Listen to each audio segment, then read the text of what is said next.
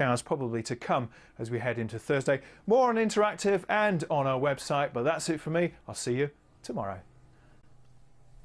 Building Britain, next on BBC One. A new series reveals some of the projects happening where you live.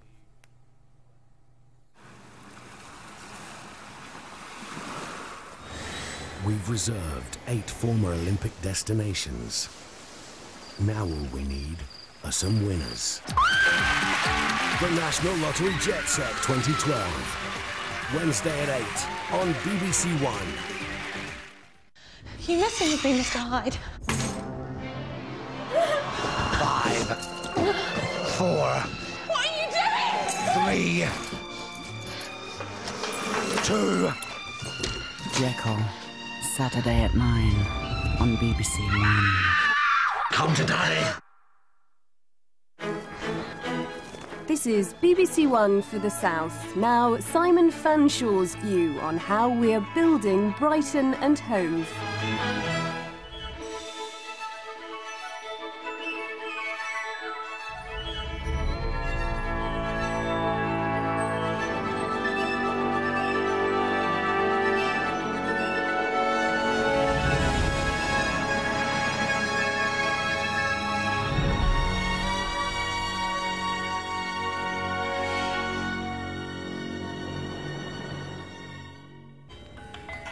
"30 years ago, seaside resorts like Brighton were dead in the water.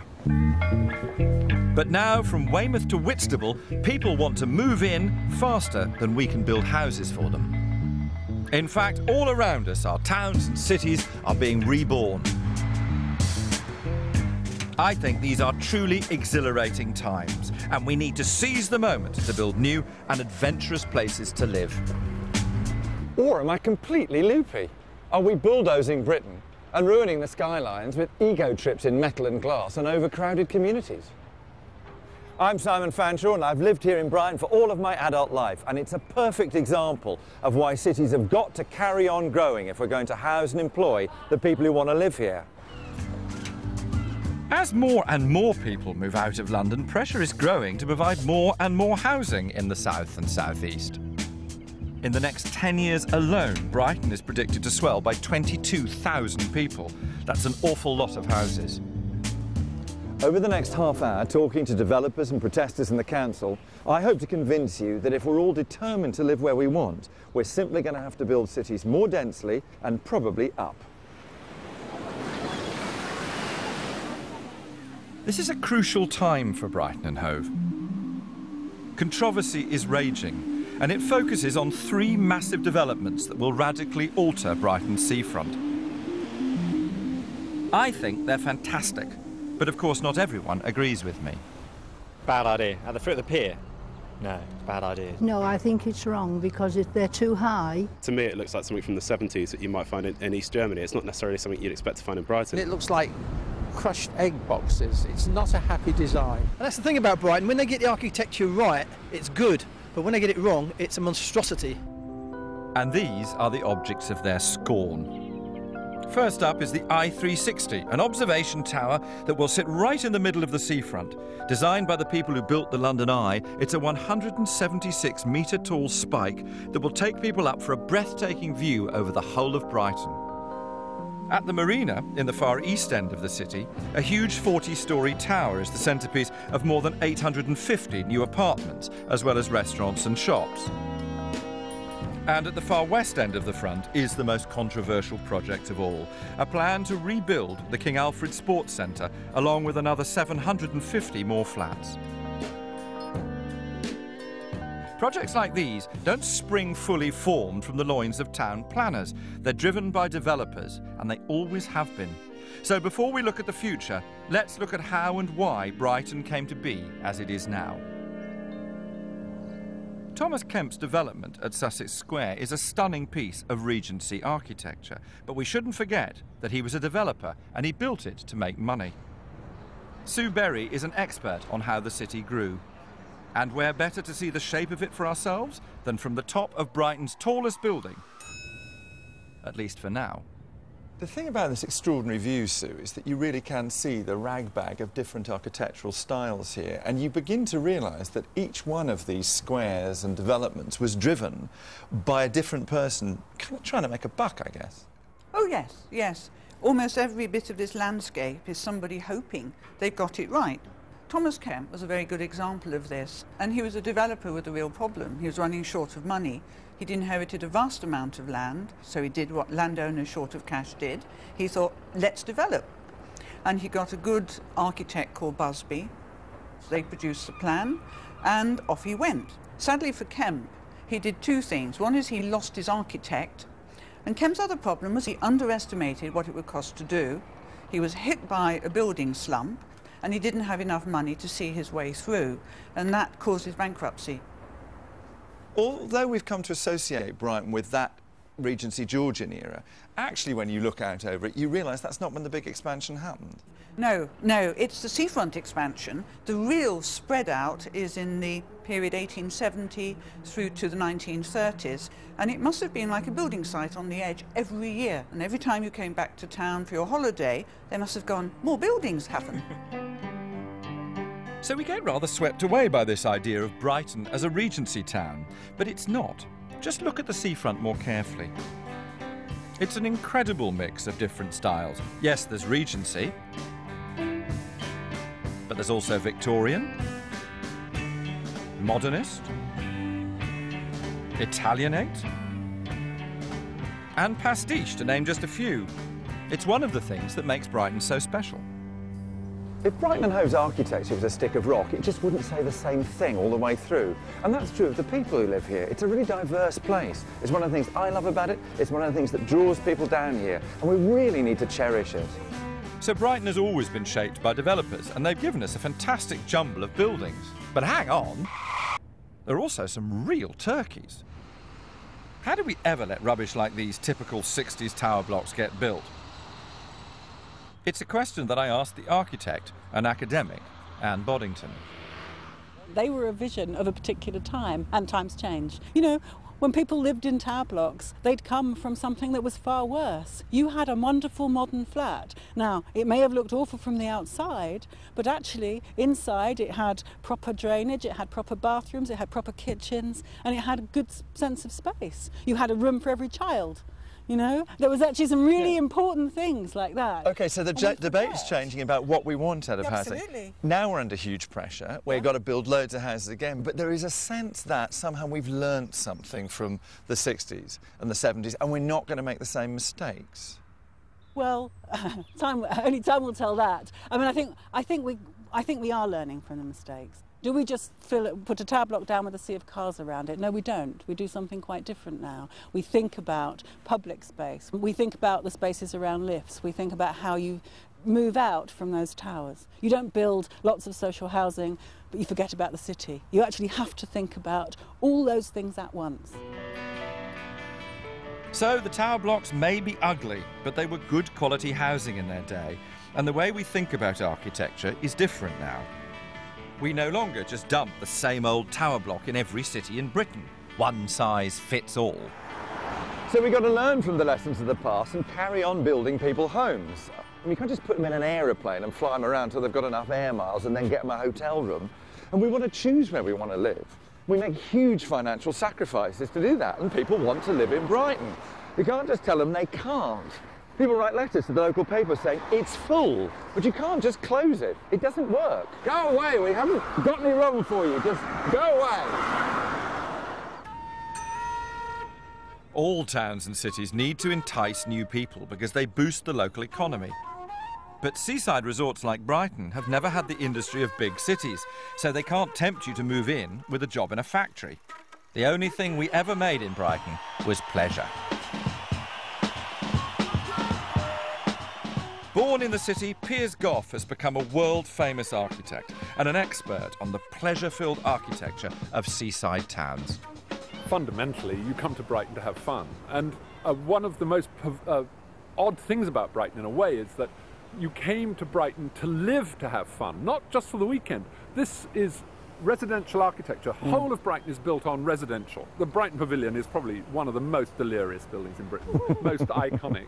And what's interesting is it's a house, and that's just exactly what Brighton's about, of course, which is living extravagantly, and that's how it should be read, and that's how it should be added to. New architecture should just be really about pleasure. The reason why Brighton's completely different to everywhere else, and I don't think anybody has any trouble with that notion, is that the pleasure principle was applied when people were designing the original buildings, and that's why it's so exuberant, that's why it's so luscious, that's why it's so blousy. This seafront is like, you know, it's like a bodice ripper. It's fantastic. You know, this is the bodice ripper of architecture. And as you sweep along here, now we're going to have this pod, this strange spike in the sky. Is that a continuation of this pleasure principle? Well, I think it is. I think it's a different kind of pleasure principle, because you've got the residential pleasure principle, which Brighton's built on, and then you have the fun stuff, which is here. It's bringing back the sort of this kind of pleasure. It's not about living, but it is about having fun when you get here, and that's fine too. And I mean, I wish people would invent more fun when you get here. You know, why not? Just keep inventing is my mantra. Any playground, whether it's for kids or adults, needs to be refreshed. You can't just rely on a couple of squeaky swings and a rusty old roundabout. And we've got some great rides in Brighton. We've got the Palace Pier here, we've got the Pavilion in town. The West Pier burnt down in 2003. It was a terrible tragedy. But now, at the shore end of the old pier, rising from its ashes will be a spectacular new attraction. The I-360 is being built by the same people who designed the London Eye. It will gently lift 120 people at a time up an incredible 176-metre-tall spike for a view over Brighton's skyline. David Marks is one of the architects. So when we decided that we wanted to do a London Eye type experience, Brighton was the obvious place to come and see whether we could do it here. It gets 8 million visitors a year. It's a town of 250,000 people, but it's a fantastic destination. Everybody wants to come down to the seaside, and they all come to Brighton. Do you have a thought about the relationship of the look of the spike and the look of the rest of the city? Well, when we came to Brighton and looked for a site for the I-360, I kept being drawn back to this site because there just seemed to be a natural fit between the open square, the pier, and it's you know, in the heart of Brighton, and yet in a place where it's going to, you know, help distribute visitors and tourism a little better. It's going to help regenerate this area that desperately needs it, which I think is going to be very, very positive. Did anybody complain, or has anybody objected? Well, naturally, there were going to be some objections that had to be taken into account when it was considered at planning. For example, that, you know, it didn't fit in with the Regency architecture. Well, and it is bold and innovative, and it stands in some way in contrast to it as a counterpoise, or as an obelisk almost might do at the end of this, you know, beautiful square. The counterpoint's an interesting thing, isn't it? Because people do often think that things that fit in have to be consistent, whereas, of course, things that fit in don't have to be consistent. They can often be opposite. Well, if you look at any great public spaces, generally you'll find buildings of different periods all working together and creating something much more exciting than if it's all of the same. Thankfully, planning permission has been given, and the I-360 is expected to open in 2 years' time, reinvigorating Brighton's long tradition of offering a great day out. And being a fun place to visit, day trippers once filled the trains to the south coast. That is, until cheap flights in the 70s stole visitors away from all seaside towns. The tourists have returned, but now something else is happening. These days, you don't just come down for the day on the train, you come here and you live. It's not so much something for the weekend, sir, as something for the rest of your life.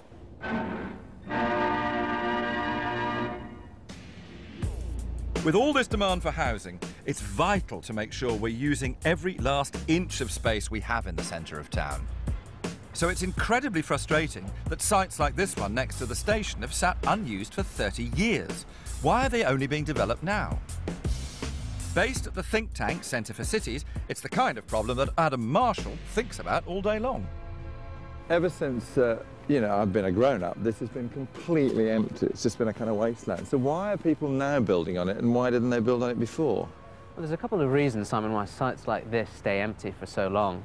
The first is just the complexity of development. You've got questions around planning permission, which can take years to sort out. You've also got issues like funding. Developers need to go search for funding in order to get a big site like this developed. And also, most importantly, you have the land itself. which might be contaminated and need cleanup, and that costs money. But in the end, presumably, this is about return, isn't it? It is about return, and many developers leave sites vacant for a long period of time because they're gambling, they're speculating to get the best return for their investment. The government has decided not to build on greenfield sites anymore. Those are the big sites on the edges of cities. They want people to take sites like this, which have lain unused for a long period of time, and put houses on them. And this has had a big effect. What it's done is it's pushed land values up in city centres. So a piece of land like this, right here in the heart of Brighton, next to the main railway station, has become a massively important development site. Because you can get a huge return on this now, whereas you couldn't before. Exactly. Now, sites like this are the ones where they're making the biggest profit, because cities are the places where people are investing and where people often want to either live or work or play. So the property market is finally making it possible for all of my least favourite dumping grounds to be regenerated. But it's not easy to find land to develop. In other cities you can build on the outskirts, but Brighton is cradled by the sea to the south and the protected area of the Downs to the north. We've gone as far east and west as we can. And surely you can't develop here. Although Andrew Goodall, the developer, says that's exactly what he's going to do. He's the man responsible for the Brighton Marina, whose centrepiece will be the striking 40-storey tower. Yes, it's huge, but Andrew is required by the council to include 40% affordable housing on this site. That means that Brighton won't become a playground just for the rich. But it does have to be paid for by building more private flats. It's a complicated juggling act. The more private properties you build, the more affordable housing you need to meet the 40%. So, the more private properties you have to sell to pay for them, and so on. So you're really going to build on the sea? We are. 850 flats and 4 or 5 restaurants. That's a lot. I mean, it's a very dense development, that. Yes, it is. I mean, it was always intended to be of that scale, and I think it's all about proportion. If you look around you, the marina is huge. It's one of the biggest in Europe. And, you know, we have cinemas, casinos, superstores, and therefore, you know, we have all the infrastructure that's required for such a big development. And what's your risk on all that? Well, the risk is that, you know, the build costs with a project like this overrun, and that is a big risk. Units don't sell. You're under pressure, aren't you, to a certain degree, to provide affordable housing and then public transport. So what does that mean? What does it cost, basically? Well, I mean, it's the figures are coming in at about 250 million. Of which 40% is our cost to put back into the city, which is £100 million. From that, we get about half of that back from one of the housing associations. So that's how the numbers sort of basically work out. The height of the tower and the density of the buildings, is that really driven because the city is saying to you, we want more value out of this site? I think overall, the whole scheme is taller. That is a fact.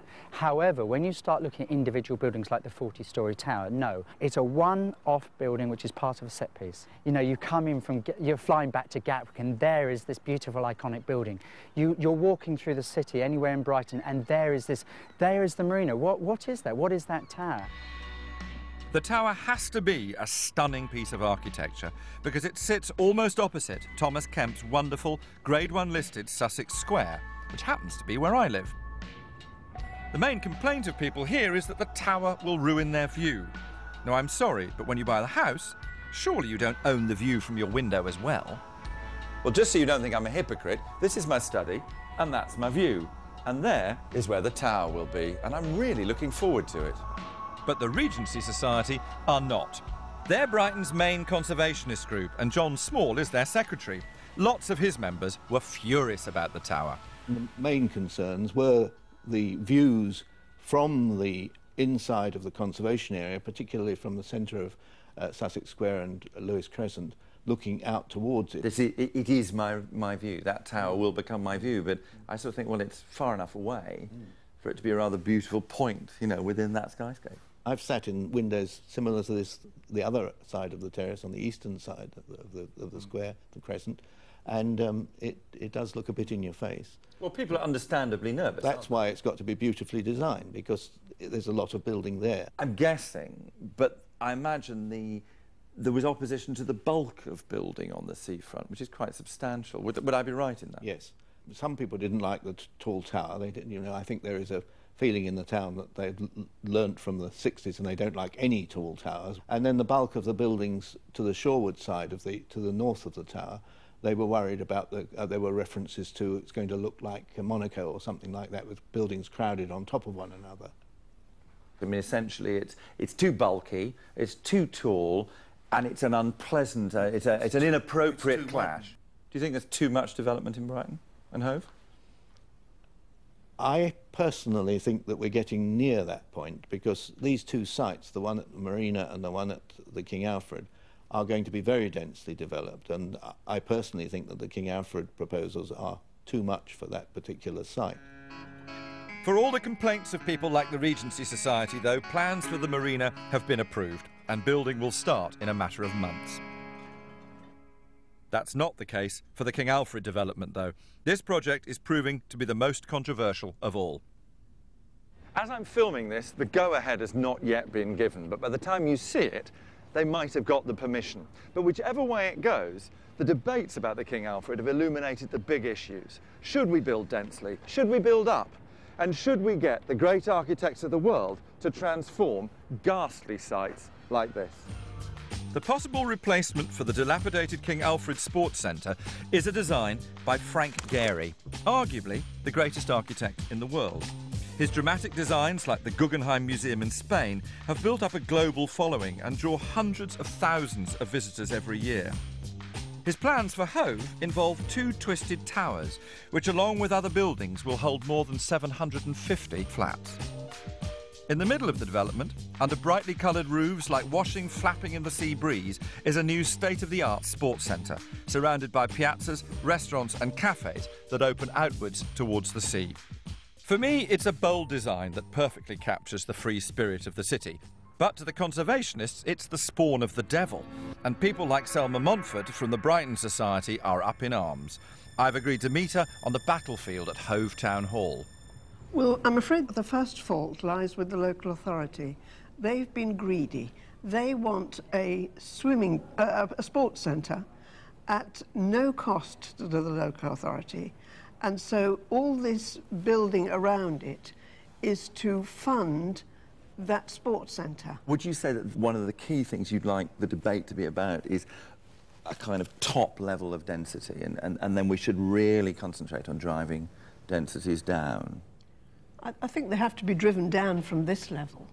Go on about what you think about the look of it or any of those kind of issues. I loathe these quirky, half-falling down look towers. I absolutely hate them. It's the architect being gimmicky so that people will notice the architect as a result of seeing these quirky buildings. And Hove is not a quirky place. Hove is sedate. OK, but there's two thoughts about that. One is you could hardly say that Brighton Pavilion, which most people in the South East will have a kind of clear idea of, which looks like a bit of Liberace's jewellery. I mean, that's look-at-me architecture, but its effect on Brighton and Hove is enormous. The palace is a one-off. We're not going to have any more palaces. But so's this, Selma. Sorry, I'm interrupting, but I mean, I'm getting excited now. This is a good argument. But I mean, so is this, surely. It's a one-off. Well, I'm not sure. I think it's infectious. I guess I'm trying to get at this central thing, is that there's an idea about living in this kind of very dense community where you've got lots of people living in a relatively small space. Isn't that an exciting way to live in a city? And that if you want that kind of spread out, let's all have gardens... No, I don't. You know, that's suburban living. I don't want that either, but there's somewhere in between. I don't believe this will create communities. I think this will be people living in isolation, as in the old tower blocks. What happens in a tower block is you have to pass people, whereas if you live next... in the lift? In the lift, in the cafes, downstairs, in the nasty, corridors. Cramped spaces that you've got here, sunless, windy, drafty, inhospitable. Those are not going to be places people linger. Well, I think they are. Oh, well, I think you've got it wrong. We may just have to do that lovely British phrase, agree to disagree. Oh, yes, but I'd prefer to go on disagreeing. And disagree we do. Firmly on the other side of the fence is the King Alfred's developer, Josh Argyros. The council own the site, but he's the one they've asked to build on it, and ultimately, he's the one who has to make it all work financially. In terms of the density and people saying there's too much on the site, well, actually it's a 4.5 acre site. If this was in central London, they'd be putting a lot more up. What people are arguing is that there's a lot of pressure from the council and from the city, if you like, to develop bigger. And what I wanted to ask you is, as a developer, did you feel that pressure? So you felt constantly you had to deliver more and more and more? People saying, oh, you're putting too much on the site. 30% of the site, 30% of it is for housing. That's all. We're only using 30% of the footprint of the site for housing. And the rest is the sports centre or the public sports space, centre and public realm. What we've done is we've given the best response to the brief that the council set. And the council set a very clear brief for a sports centre. And what we wanted to do is we wanted to create a sports centre for the city that is second to none. So I think any city in Britain, any city in the world would cut off their arms to have this response. I believe it will be the new iconic image of Brighton and Hove. I think you've got the pavilion that's always on the postcards, but I think this will be the 21st century iconic image of Brighton, and I think it will catapult us into being the real city of culture in Britain, and I think it needs this to sort of take us there. I couldn't agree more. For me, the developers on all three of these projects have come up with exciting new buildings just as Thomas Kemp did almost 200 years ago. I'll be bitterly disappointed if the King Alfred doesn't go ahead. Thankfully, the tide of opinion around the city is changing. A recent survey by one of Britain's top polling organisations had 62% of locals supporting the project. But there's still a hardcore of protesters sticking to their same old arguments. These moans and objections have been rumbling around the city for absolutely years. In fact, every time there's a new development, it seems like it's Groundhog Day, like Disgusted from Tunbridge Wells has moved to Hove. They even objected to this, which is the new library. And then in 2005, it got nominated for the Sterling Prize, which is the architect's Oscar. But in the end, it doesn't actually matter what I think or what the objectors think, because the people who have to resolve this are the council. And the person who's had to live with that dilemma for 5 years or so is the chief executive, Alan McCarthy. We've got a number of sites around Brighton and Hove, as any city does have in terms of derelict sites. And what we've got to do is get the maximum use we can out of those brownfield sites, because they're very precious. So more and more people are looking at, and what we've done here is developed a tall building strategy for the cities that defines where we might be able to go high, and that dictates to developers what they can and can't do. You've got several big developers now really interested in Brighton, some from Brighton, some from outside. You've got named architects coming and wanting to build in Brighton.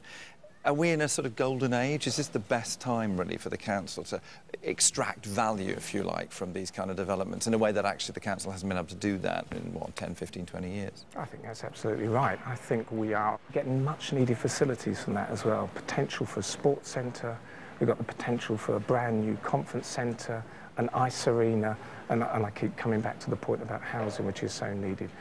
Added to that, these developments make a contribution to the overall infrastructure in the city.